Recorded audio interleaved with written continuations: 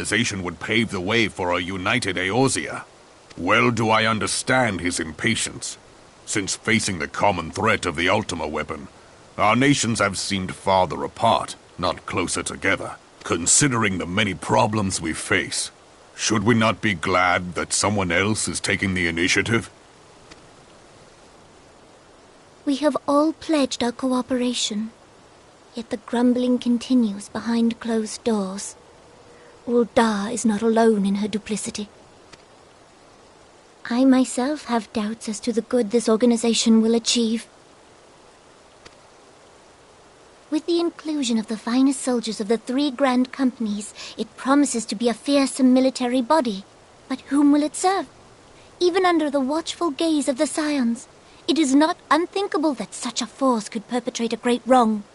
Does it not concern you that a significant proportion of its financial backing came from the coffers of the Syndicate? That those unprincipled worms might forge this extraordinary gathering of warriors into a private army? I have trust in the Scions, Your Grace.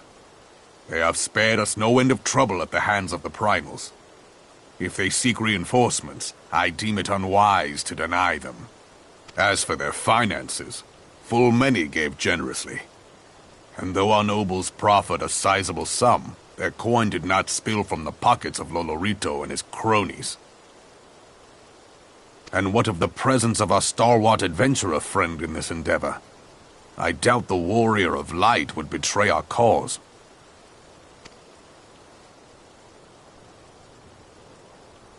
Yes, there is that, I suppose.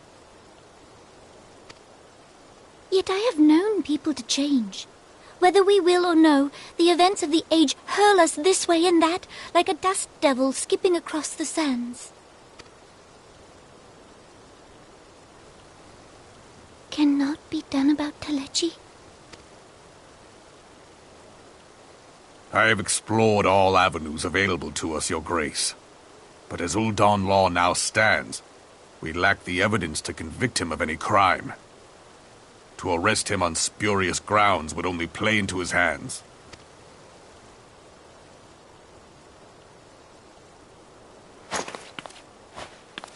He has all but committed treason, and yet we can do nothing?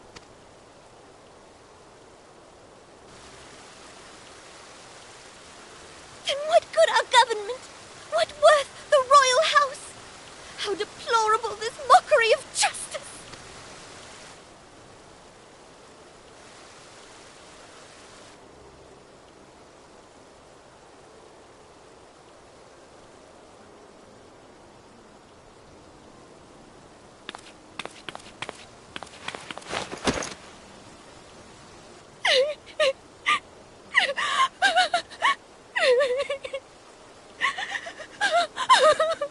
Have faith, Your Grace. It is not over.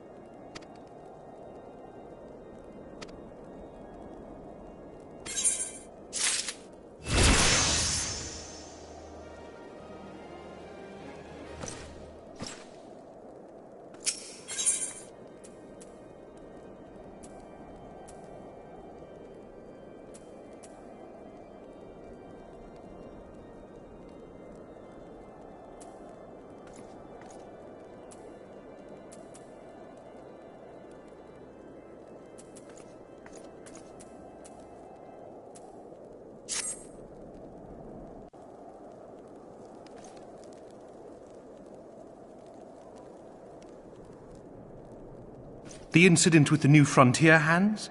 No, you need not elaborate. I have been following their progress with no small amount of interest. Brave men and women all. They do our nation a great service. The existence of a fortified outpost in Mordona will do much to dissuade the Empire from trespassing on Kurthus soil. Right glad am I that you have chosen to lend your support to this endeavor. Never let it be said that House Fortom does not acknowledge the efforts of her allies, or her debts. 'Twas in the spirit of gratitude that I arranged for sundry supplies to be delivered to Revenant's Toll. That the shipment should chance to be waylaid by heretics is poor fortune indeed. Poor fortune, I say, yet not without precedent. If you would know the truth of it, these incorrigible villains grow more organized with each passing day. This new unity of purpose we attribute to their leader, the Lady Iceheart. But though I have devoted significant resources to the task of identifying this woman, we have yet to learn so much as her birth name. What we do know is that the heretics speak of Iceheart in reverent tones, and would gladly embrace death rather than betray her. Such loyalty is rare indeed, and I fear to imagine what so committed a collective might achieve. The brigands have not yet been so brazen as to risk direct confrontation here in Dragonhead. Some few of their number have, however, been sighted not far to the west of here, and with ever-increasing regularity. A visit to Whitebrim Front may bring you the answers you seek. Will you brave the snows, knowing what implacable foes may lie in wait? Halone's blessings be upon you! Though I take no pride in the admission, many of mine own countrymen are not so well suited as you adventurers to dealing with such foes. Were they dragons, it might be otherwise. But truly, I could not wish for a finer ally. You have done much for my house in the past, and I have no doubt but that I shall have cause to celebrate your deeds again ere long. Should you learn aught of value, pray return to me forthwith. A warm hearth and a warmer welcome shall be waiting for you.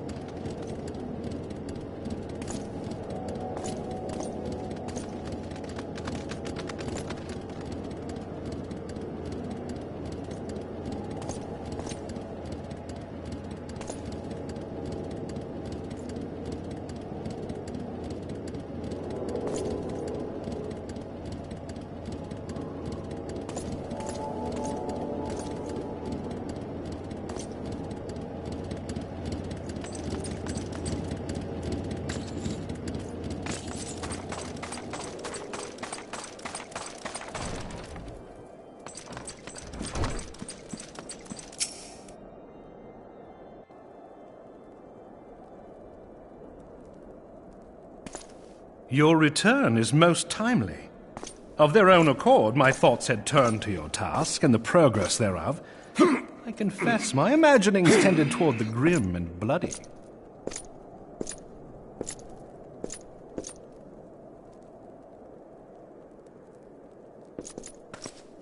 But you are here now, and I suspect such frivolous wonderings do little justice to the reality of your travails. Tell me, what did you learn of Iceheart?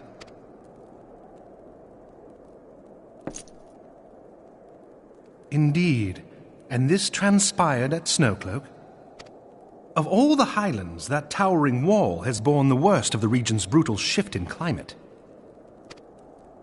So inhospitable has Snowcloak become that we have still to survey the area in its entirety.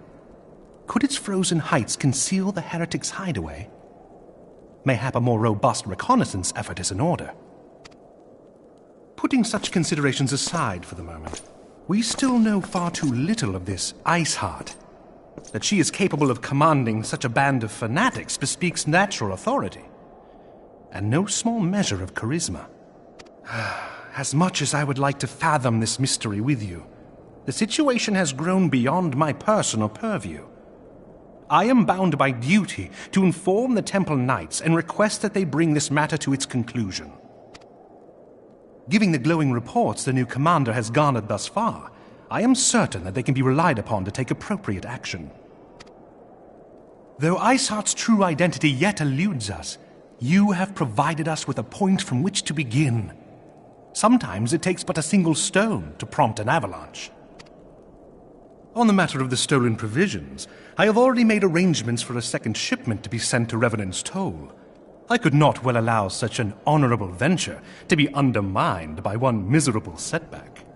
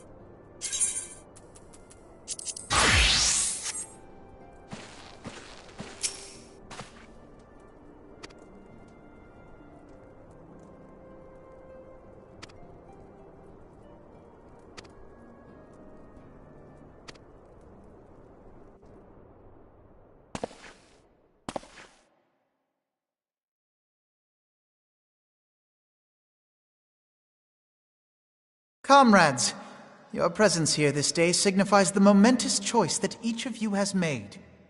With your strength now pledged to the scions of the Seventh Dawn, you are beholden to no single nation. You stand as the vanguard for a united Eorzea.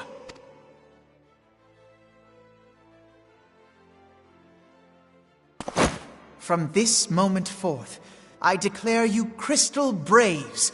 Let us mend this fractured realm and face our enemies as one.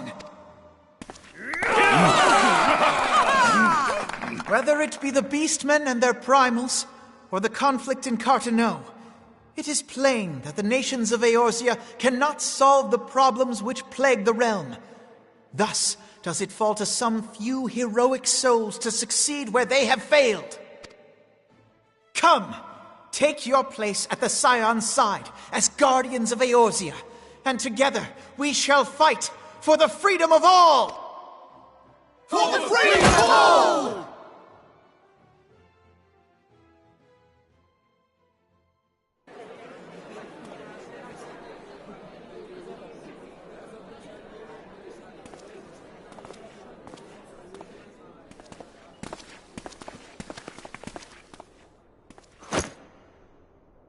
A rousing speech, Alphino. Or should I say, Crystal Brave Commander Leveilleur? Please, Antecedent. The title is honorary. I shall not be leading the troops into battle, as it were. We are of the same purpose. Let us join hands and do what must be done to save this land. The Scions stand ready.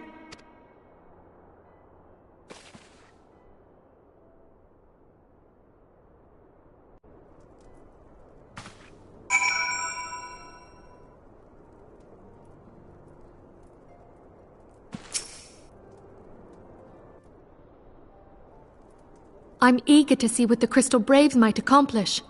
This shall prove an interesting time indeed for the Scions. Yes, I'm listening. So our worst fears are confirmed. The entire Isle. Such power defies comprehension. Truly? Kryl is alive? Thank the 12. I see. Pray, inform me if her condition changes. Yes, I shall pass on your words to Urianger. My thanks. I shall contact you anon. When I learned of the loss of the Isle of Val, I dared not hope that my friend had survived. Yet, by some miracle, it would seem she has. she's still to regain consciousness, it is true, but better that than death. Putting this happy news to one side, we must now endeavor to make sense of the readings taken by the survey party. It appears the etheric disturbance which accompanied the Isle's destruction is of a magnitude alarmingly close to that of Ultima. Could the Ascians be responsible for this devastation as well? I wonder, have you heard aught from the Mother Crystal since the battle with the Garleans? Then she speaks to neither one of us. Heidelin silence portends naught but ill, I fear. Louis Soir, I pray you yet watch over us.